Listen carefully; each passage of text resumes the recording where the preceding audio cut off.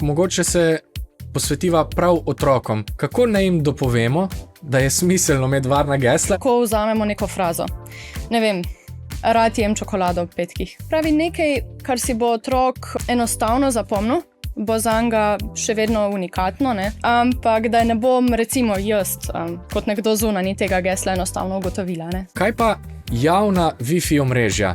So izpostavljena, ne? Sploh tista nezaščitena potencialnemu prestrezanju komunikacije. Pa paziti, ne? Če se že preklapljamo, da je mogoče tisti Wi-Fi vsaj z nekim geslom zaščiten. No? Kar ne bi delil z neznancem, če se le da ne delim na spletu. A ne? To je super vodilo.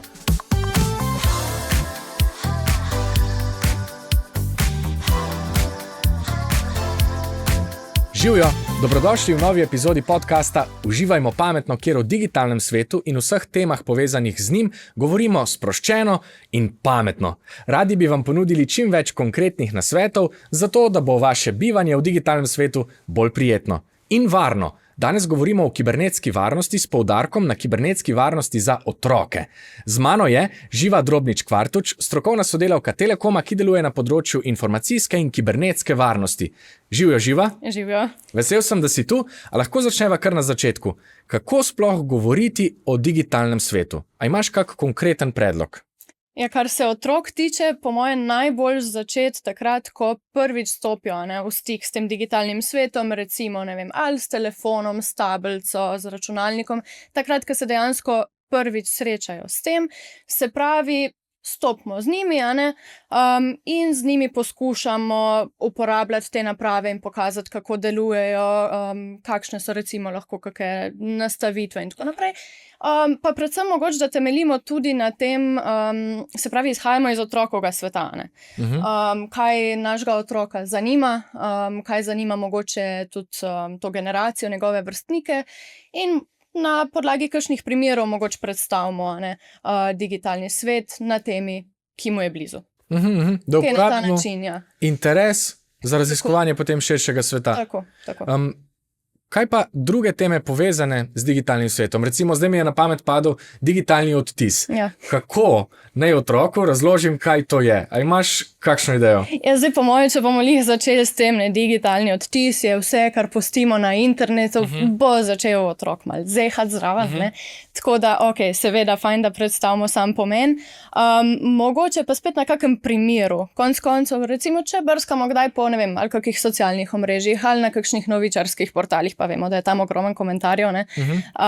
Mogoče najdemo kak komentar, ki se nam ne zdi toliko primeren, da na spletu je, to se pač mogoče starš čisto sam odloči in na tem primeru pokažemo, vprašamo otroka, kaj se ti pa zdi, to bo zdaj na internetu stalno ostalo, a se ti zdi to v redu, a se ti zdi to v redu, če bi to videl, ne vem, tvoj prijatelj, sošolc, učitelj, pa se mogoče na tej temi malo začnemo začnemo tukaj malo debatirati, na konkretnem primeru. Ali pa recimo, ne vem, neka fotka z enega žura, imeli smo se ful dobro, pa isto vprašam, kaj pa, če bi to nekdo videl, ko boš ti iskal službo, mogoče to pri kakšnih starejših otrocih vseeno, ampak tako, po mojem mnenju si bodo največ zapomnili na podlagi nekih konkretnih primerov, pa da jih vprašamo malo za mnenja, da se razvije debata.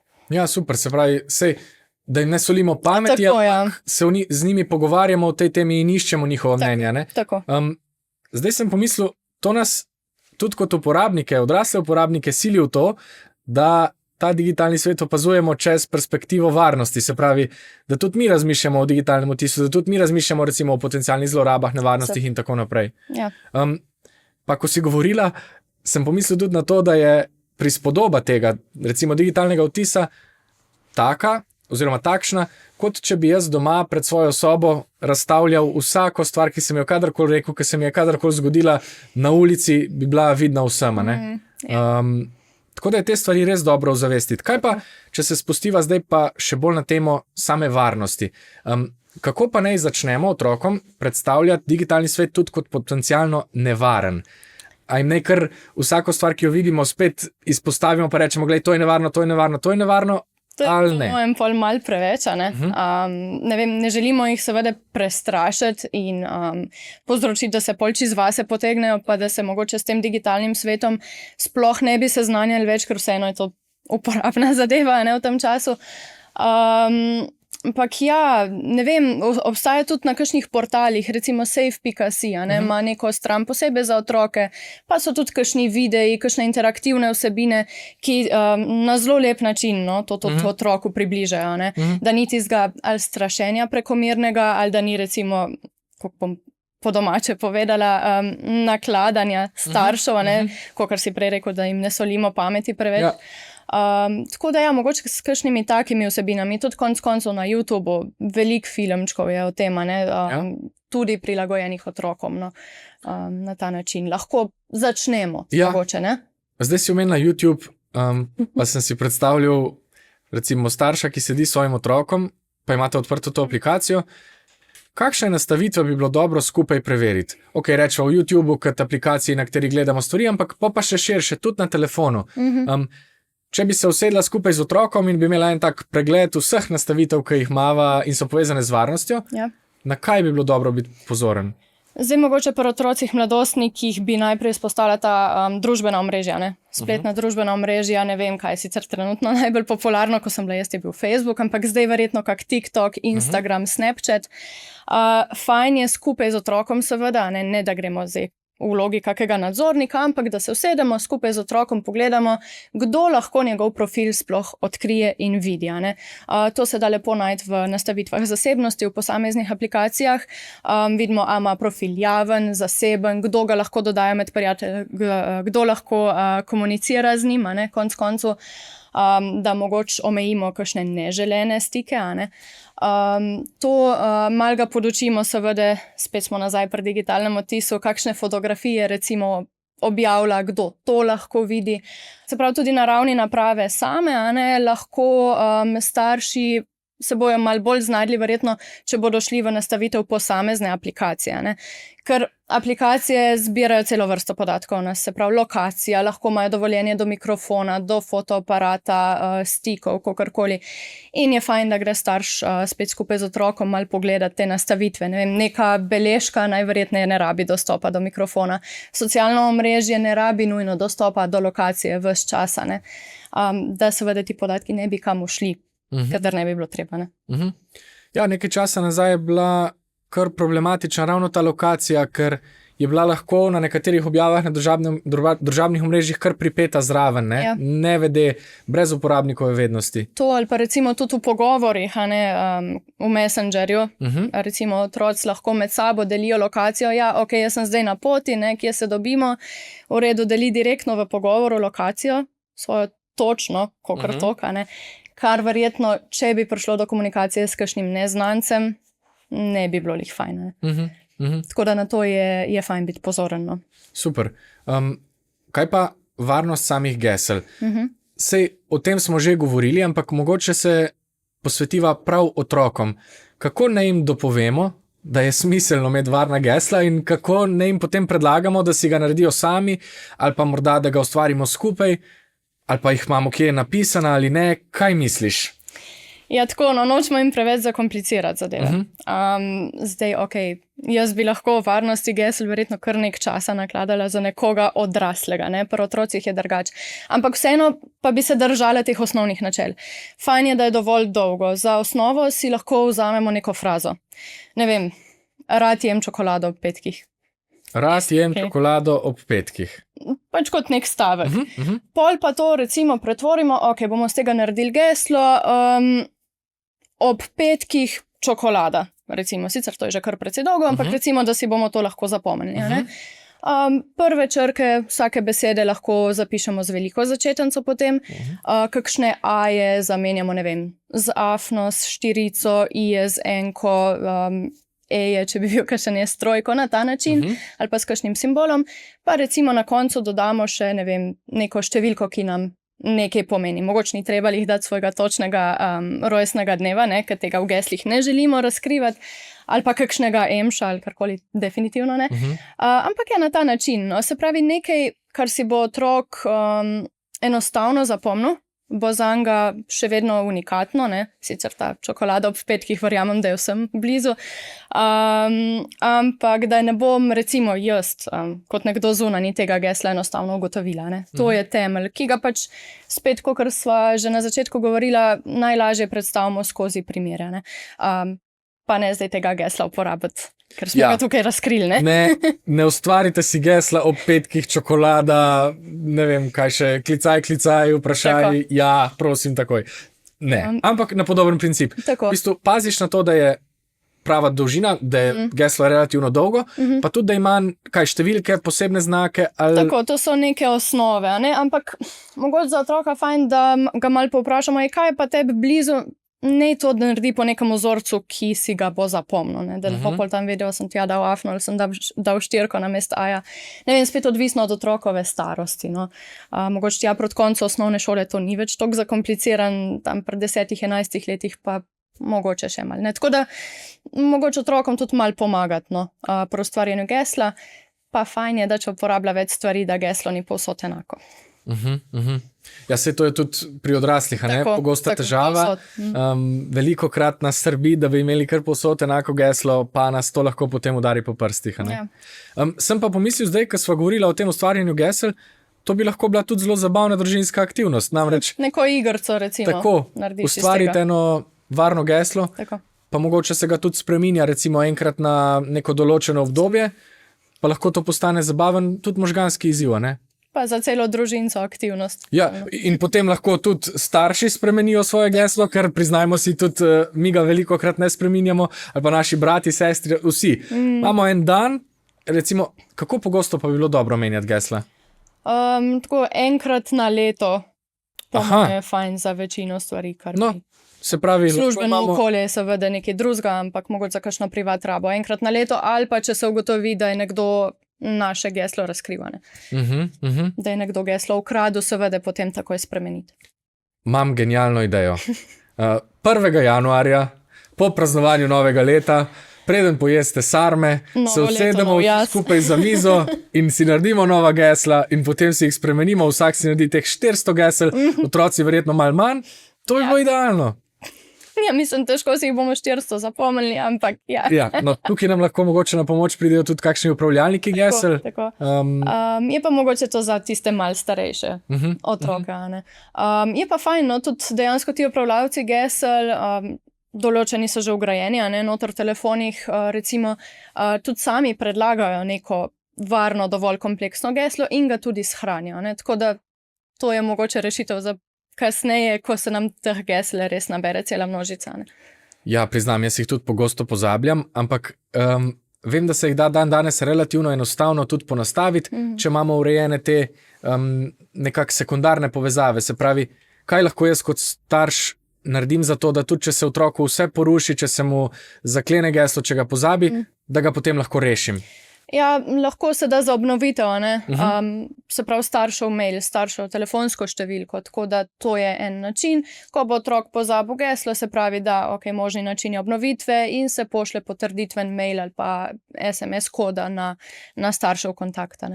Zdaj tega sicer ne omogočajo ravno vse storitve, ampak kjer pa je to možno, pa je fajn to tudi urediti. Super.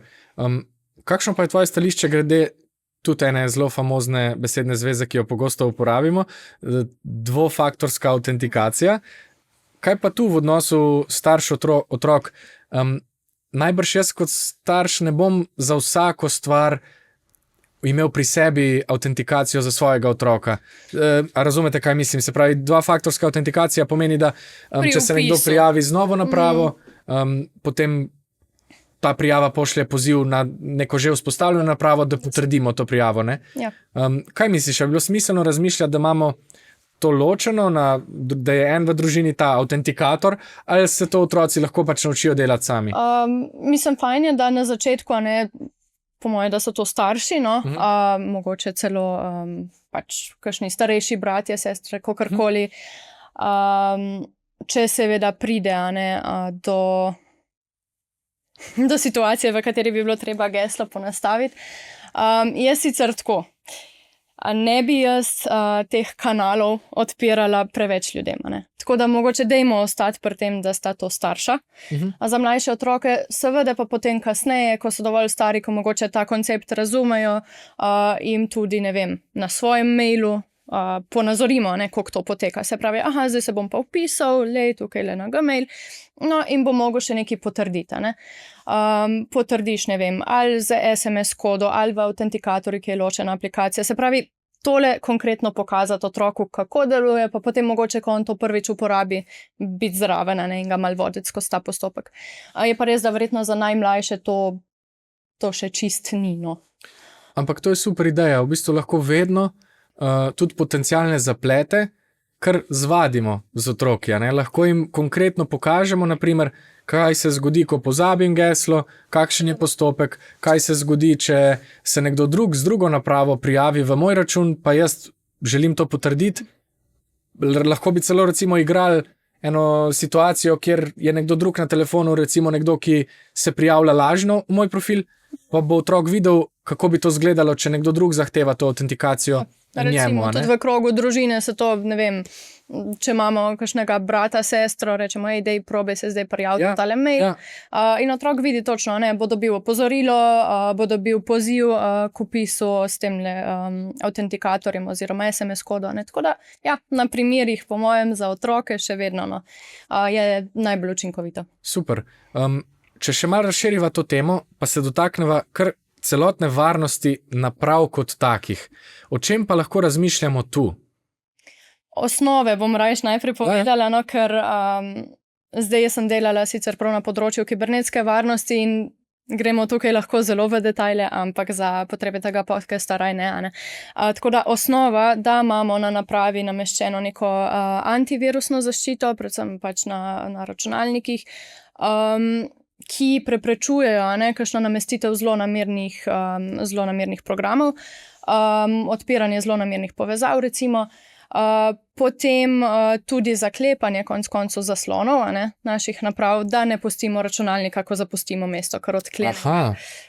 Ker lahko pride nekdo zraven, pa bo recimo nekaj v našem imenu objavil, ali pa telefon, če ga izgubimo, če nam ga kdo ukrade, da ne bo pisal SMS-ov, kar vse povprek. Na ta način. No. Super, to je v bistvu tudi ena od teh stvari, ki bi jo lahko menila na tem preprostem pregledu. Se moje naprave same zaklenejo, ker pogosto jih kje pustimo. Meni kolegi velikokrat v galeriji pustijo kar nekaj fotografij, ker se da fotografirati tudi zaklenjenega zaslona. To je pa vse, kar jim uspe.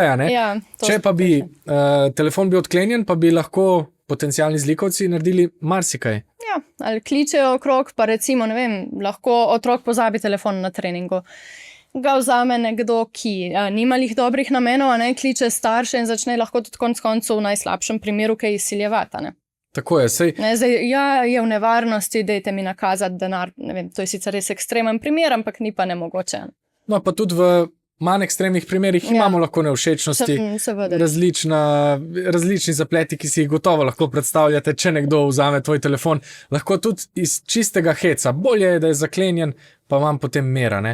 Oprosti, prekinil sem te, pa govorila si o zaklepanju, o antivirusnikih. Kaj pa antivirusnik na telefonu? A potrebujem tudi to? A moji otroci potrebujejo to? Mislim, načeloma bi jaz, kar se tiče telefonov, spet je treba biti zelo pazljiv. Boste iskali antivirus za telefon, pa recimo, ne vem, če uporabljate Androida, vam bo ponudilo celo mnoštvo aplikacij, ki pa niso nujno zelo prijazne, pridejo tudi kakšne nelegitimne tja.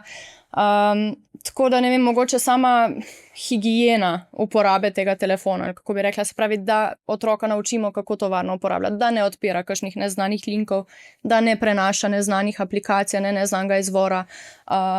Potem recimo tudi, da na ravni aplikacij, kot sva pregovorila, nastavi dovoljenja, se to da preveriti, tako da mogoče pri telefonih bolj z tega vidika, da se ne bi srečali s kakšno nevšečnostjo, pa namestili na telefon zlonamernega programa, ker bi mislili, da je antivirus. Pa tudi računalniki, nekateri imajo že vgrajene rešitve, sicer se da pa najti kar lep seznam tistih programov, ki so ok. V povezavi s telefoni imam še eno precej pereče vprašanje. Kaj pa javna Wi-Fi omrežja? tu se tudi jaz kot odrasla oseba velikokrat sprašujem, ampak kako pa naj to predstavim otroku? A se lahko poveže kar na vsako javno omrežje, a je treba biti na kaj pozoren in a kaj preži name, kakšna potencialna nevarnost? Zdaj tako je. Javna Wi-Fi omrežja so izpostavljena potencialnemu, sploh tista nezaščitena, potencialnemu prestrezanju komunikacije. Se pravi, ne vem, se nek zlikovec postavi vmes, mi bomo recimo vpisovali, ne vem, uporabniško ime in geslo za nek portal, ker bo šlo to preko nezaščitenega javnega brezplačnega Wi-Fi-ja, bo ta zlikovec lahko dejansko videl, kaj smo poslali. Spet odvisno, ali je zadeva šifrirana ali ne, ampak neko tveganje vedno obstaja. Tako da, ne vem, ena stvar je, imamo že toliko nekako prenosa podatkov načeloma, da Wi-Fi, vsaj po mojem mnenju, ni več toliko nujna zadeva. Mogoče, kjer, ne vem, ni drugega signala, ni druge povezave, ja, pa paziti, če se že preklapljamo, da je mogoče tisti Wi-Fi vsaj z nekim geslom zaščiten. No. Ne vem, če gremo v hotele, kavarne, vedno lahko vprašamo. Če pa že gremo na neko brezplačno Wi-Fi omrežje, pa mogoče ne uporabljamo tega lih, kadar ne vem, kaj plačujemo, vpisujemo kakšne občutljive podatke. Ja, za splošno brskanje po spletu to seveda ni zdaj nek izziv, ampak če pa delimo kaj občutljivega, potem pa obstaja neko tveganje. Super. Kaj pa splet zdaj z druge perspektive, tudi domače in širše? Kako vse lahko poskrbimo, da bo naš otrok po spletu brskal čim bolj varno? Nekaj smo v bistvu že prej govorili, o tem, da otroka seveda ozavestimo o potencialnih tveganjih, se pravi, ne vem, sumljivih povezavah, kakšnih brezplačnih prenosih, potencialno zlonamernih datoteka. Ena zadeva je pa tudi recimo, pri kateri lahko starši dodatno pomagajo, tale varen splet. To je v bistvu telekomova storitev, ki omogoča, da mi na ravni ali celotnega domačega omrežja ali pa mobilnega omrežja zavarujemo pač naprave, ki se v to omrežje povezujejo, se pravi, se lahko nastavi tako časovne kot vsebinske omejitve, lahko se filtrira neprimerne vsebine in tudi to je en dodaten varnostni mehanizem, recimo. Pa so verjetno tam že prednastavljeni kakšni predlogi blokad vseh zlonamernih vsebin. Jaz, če se predstavim v vlogo starša, najbrž ne bom pisal jaz, kaj vse je. Aha, dobro. Ja, v redu. Tok ni treba si potem zakomplicirati. V bistvu ta varen splet ima že prej možnosti, ki jih lahko mi izberemo, se pravi, katere vsebine želimo blokirati. In sicer so to nasilne vsebine, potem seveda zelo pomembno, vsebine za odrasle, in pa tudi oglasi. Tako da se da lepo izbrati in v bistvu blokirati tisto, kar želimo v tistem trenutku. Super. Govorila si tudi o prepoznavanju raznih lažnih sporočil, lažnih aplikacij. Kako konkretno pa lahko otroku predstavim to? Najbrž tu mu pa ne morem jaz ustvariti lažnega sporočila ali pa to pokazati v praksi. Ali pač? Čeprav ne, zdaj je to tako pogosto, sploh tale phishing ali prek maila ali prek SMS-ov, da sigurno je skoraj vsak od staršev, bi si upala trditi, to že dobil.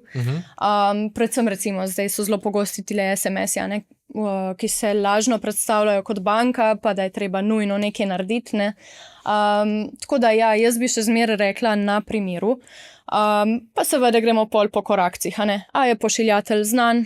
Ne, ok, sumljivo. Kakšna je zadeva? A nas poziva k urgentnemu ukrepanju?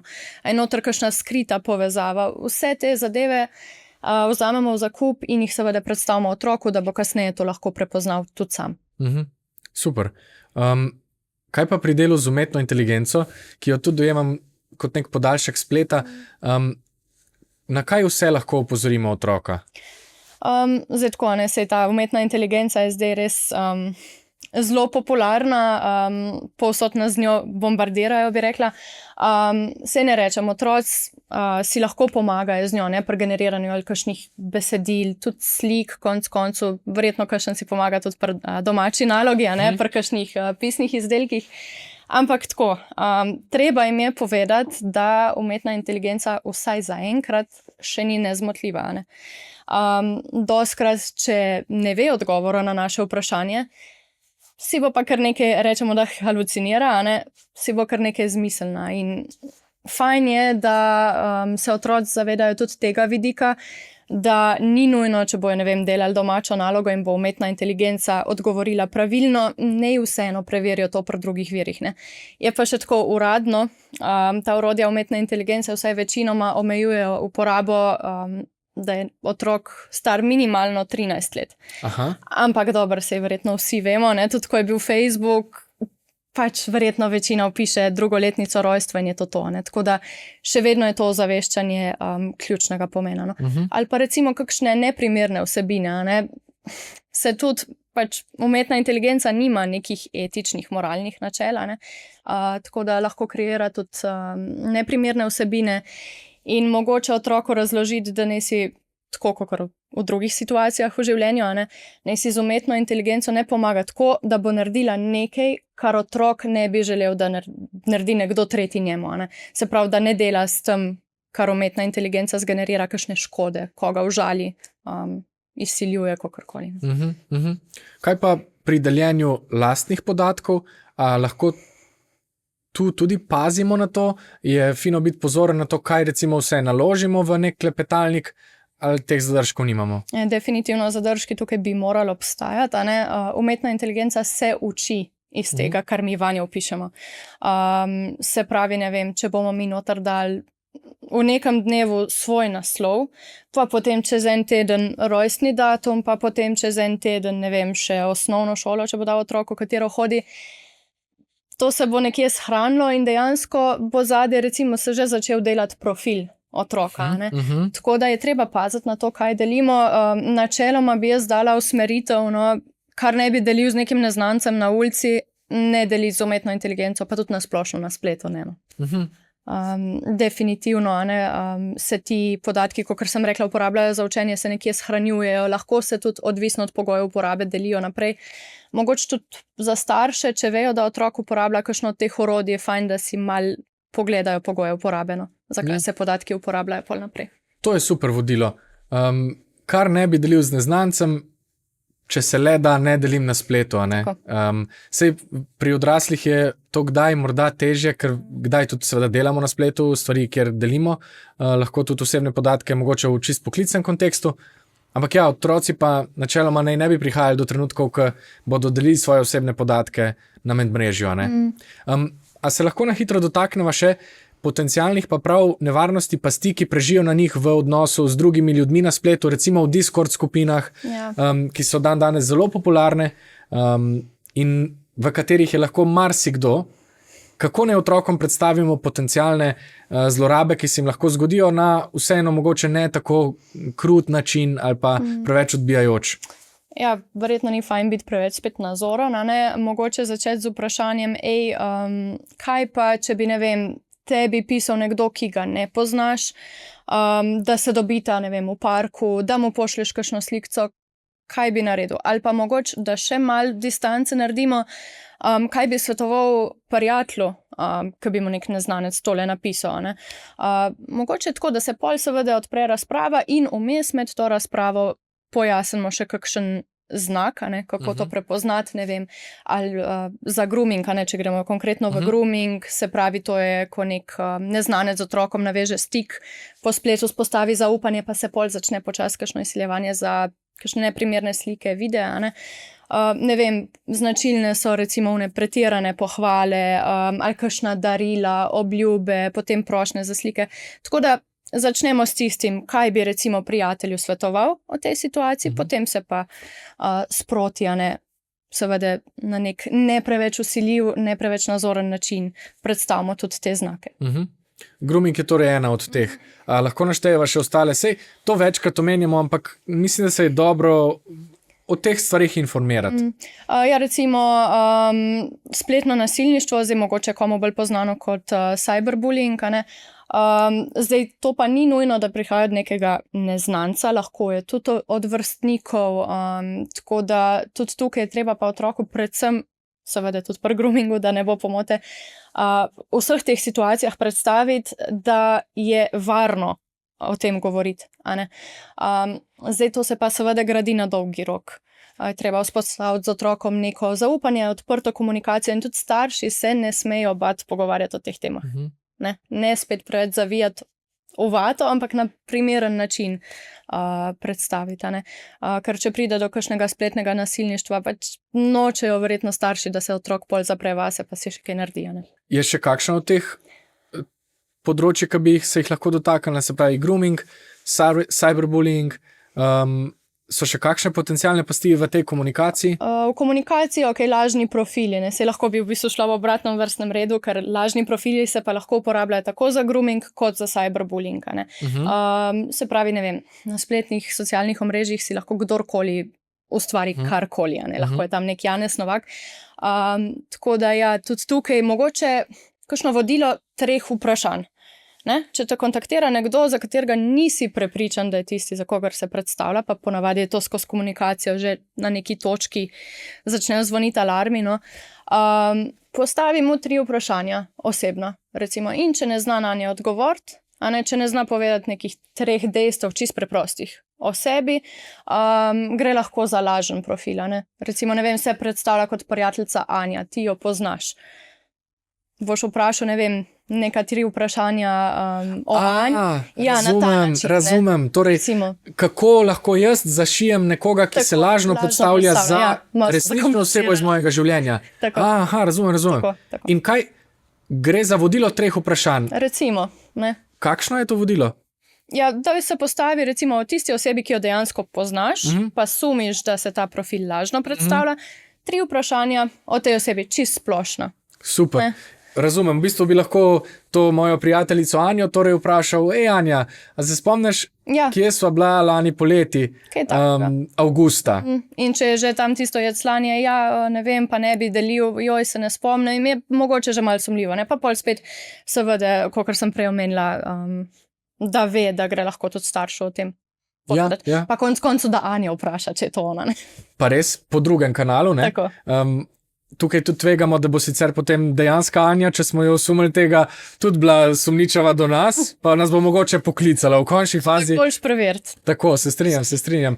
Tega nam nihče ne bo zameril, Torej, če smo dobro namerni, pa res skrbimo za to, da smo tudi na netu vsi na nek način mi sami, pa da nihče ne zlorablja naše identitete, je to vedno samo pozitivna stvar. Jaz bi bila definitivno vesela, če bi mi nekdo povedal, da obstaja še en moj profil. Ja.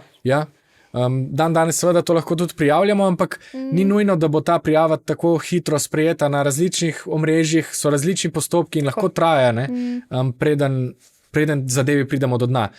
Super. Še zadnje teme bi se rad dotaknil, ki se mi zdi, da je velik del naših spletnih življenj, to so pa spletni nakupi. Kako pa tu lahko poskrbimo za to, da bo tudi otrok mogoče začel v ta svet vstopati postopno, najbrž pa seveda ne nakupuje kar sama, takoj na začetku. Bi rekla, da se spet, pogovorimo, recimo določimo mesečni limit. Zdaj zadeva pri tem spletnem nakupovanju za otroke je verjetno najbolj aktualna v kakšnih igrcah, aplikacijah, pa znotraj iger, ker, ne vem, je vse tako v nekih zelo izrazitih barvah, pa se nam pojavi, ne vem, 100 pop-upov, teh pojavnih oken s pozivi, da so te ponudbe časovno omejene in tako naprej. Otrok pa tudi hoče verjetno v tisti igrci, v tistem virtualnem svetu pridobiti nek status, mogoče tudi malo tekmuje z vrstniki ali pa noče biti izključena. Tako da vse to je za otroka zelo privlačno, je pa fajn, da to nekako nadzorujemo. Recimo, ne vem, da vzpostavimo pač nek odnos, v katerem nam bo otrok, če bo želel opraviti kakšen tak nakup, povedal nam. Tudi v okviru tistih starševskih kontrol, ki so vgrajene že v kakšnih mobilnih napravah, se da nastaviti, da je za vsak spletni nakup, če je pač profil otroka dodan v tale družinski profil, da je za vsak nakup otroka potrebna potrditev, da tega ne more sam izvajati. Če pa že, lahko se pa dogovoriš, da je, ne vem, mesečni limit, 10 €, se da neko predplačniško kartico, darilni bon in to je maks, ki ga lahko porabi. In v tem primeru tudi ne bo prišlo do potencialnih zlorab, potem dobroimetja ali pa. Mislim, še vedno lahko pride, ampak je recimo dost omejeno. Je pa treba, ne vem, sem to spet ločujemo lahko na starostne skupine. Kdaj je kaj primerno, pri najmlajših jaz sploh ne bi, da otrok sam nakupuje. Ja. Pri starejših jih pa tudi seznaniti s tem, da se spet lahko kakšne lažne strani pojavijo, o katerih sva pregovorila, ki zahtevajo vnos plačilnih podatkov. Tako da še vedno neko osnovno vodilo bi bilo, da je starš v to vključen in z nakupi seznanjen. No. Ko vstopam na določeno stran, ki zahteva vnos mojih plačilnih podatkov, bodi si kot odrasel, bodi si kot otrok, na kaj naj bom pozoren ali pa kako naj to predstavim otroku, kaj naj gleda? Najprej mogoče na kanalu, odkje to pride. Zdaj, če je to direktno v aplikaciji, je sicer včasih verjetnost, da se to tudi znotraj aplikacije zlorabi, ampak redko. Če pa pride to, kot sva pregovorila, prek kakšnega SMS-a, prek maila, pa ne vem, poziva, da je treba kaj posodobiti podatke, popraviti, potrditi, to je vedno znak za mal sumničavosti. Tako da ja, z katerega kanala pride, tudi povezavo pogledati, kam vodi. Zdaj, če so otroci mal bolj, če jih zanima ta računalniški digitalni svet, lahko tudi sami pogledajo kakšna orodja, v katerih lahko preverijo te linke konc koncev. Seveda je to spet za tiste mal starejše. Ampak načeloma tisto, kar so že prej govorila, znaki nekega lažnega predstavljanja v sporočilih, tudi tukaj pač veljajo.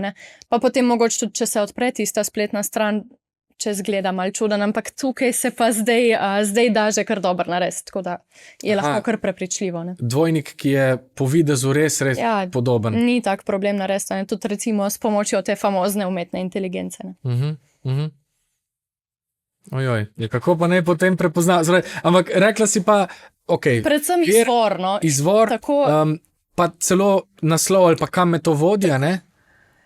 Tist link pogledamo, se pozanimamo, kateri je pravi. Zdaj, če ima, ne vem, kar spredaj neke tretje znake zadej, če je pač domena čist tretja, se pravi tisti naslov, ne vem, ni nlb.si, recimo, ampak je, ne vem, bankaslo.si, je to že recimo sumljivo.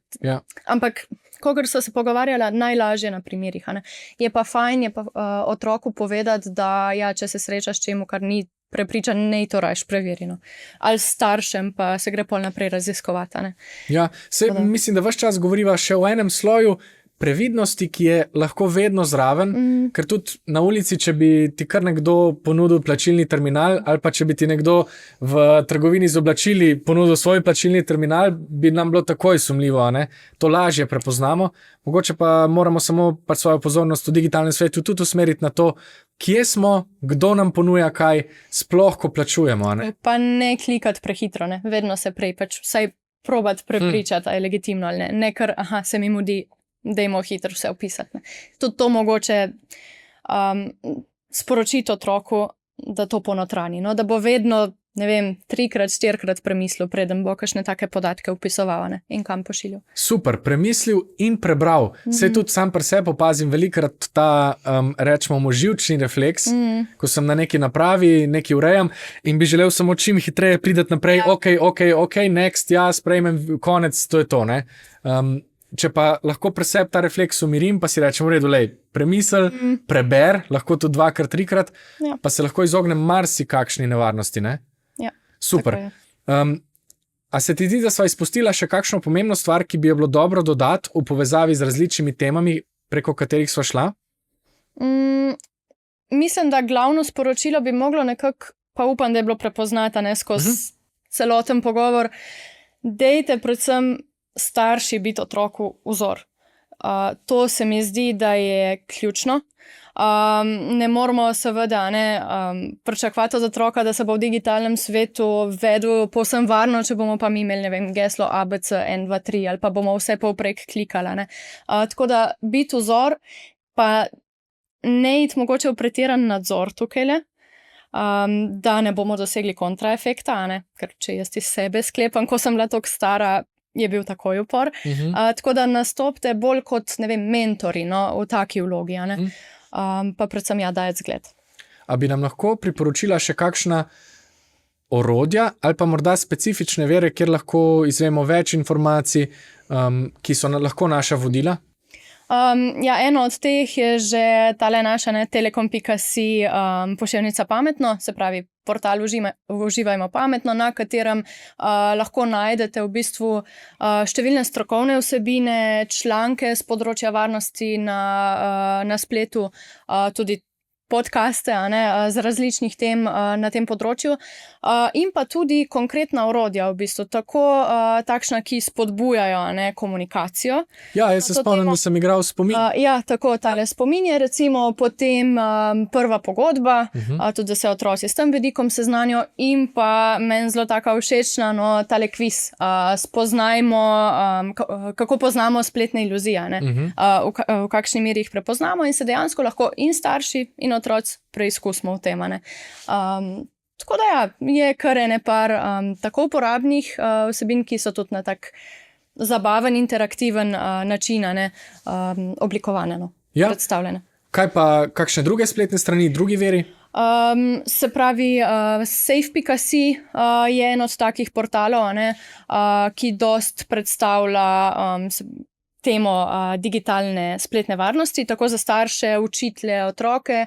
Ima tudi en podportal, ki je namenjen prav otrokom, malo bolj interaktiven, malo bolj preprost. Potem imamo recimo logout.si, ta je namenjen predvsem področju odvisnosti oziroma prekomerne rabe digitalnih tehnologij. Ima na tem področju nekaj nasvetov.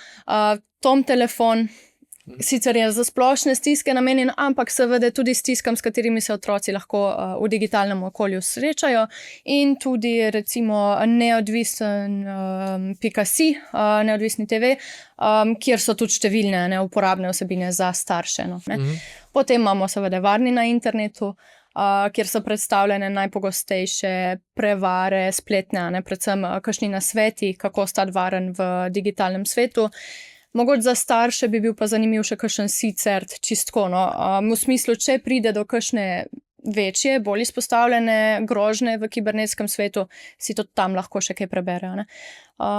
In tudi na splošno mislim, da se v zadnjem času, pa je to zelo pohvalno, daje kar dost poudarka na ozaveščanju glede nevarnosti v digitalnem svetu, tako da tudi v splošnih medijih se da dost uporabnih člankov zaslediti. Ja, in mi se trudimo, da te teme ves čas odpiramo. Hvala, ker ste nas danes poslušali. Če imate še kakršnokoli vprašanje ali pa se vam zdi, da je še kakšna tema ostala odprta, lahko svoje vprašanje napišete v komentarje na platformi, kjer nas poslušate. Če se to da, vem, da smo na YouTubeu, kjer nam lahko napišete komentarje, ali pa nam pišite na Facebooku, Instagramu, na katerem koli družabnem omrežju. Vedno radi slišimo vaše vprašanja in odzive. Živa, najlepša hvala za ta zelo zanimiv, konkreten in praktičen pogovor. Za konec te prosim še za piko na i, za tvojo zaključno misel, s katero se bova poslovila od gledalcev. Jaz bom po moje kar ostala pri tisti, bodite starši otrokom zgled in jih pametno, varno vodite skozi digitalen svet in vse izzive, ki jih tam čakajo. Uživajmo pametno.